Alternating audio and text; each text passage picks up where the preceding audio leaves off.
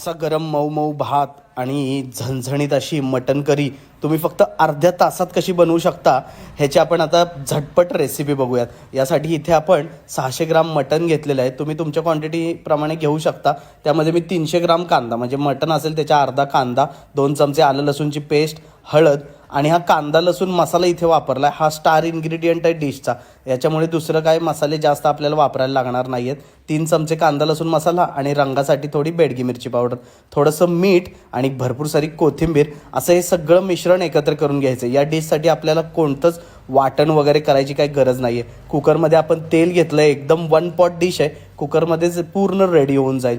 अजिबात झंझट नाही, काहीच नाही. अर्ध्या तासात म्हटलं तरी जबरदस्त अशी डिश आपली तयार होणार आहे. थोडं परतून घ्यायचं एकदा पाणी सुटेपर्यंत. एकदा पाणी सुटलं की 1 कपभर, बघा अर्धा किलोसाठी 1च कप मी पाणी घातलेलं आहे. गरम पाणी ॲड करायचं आहे आणि तुम्हाला पाहिजे असतील तेवढ्या शिट्ट्या घ्या. असं जबरदस्त आपली मटन करी रेडी झालेली आहे. नक्की ही रेसिपी ट्राय करा आणि कशी वाटली कमेंट्समध्ये सांगा. आजच बनवायचं आहे तुम्हाला हे.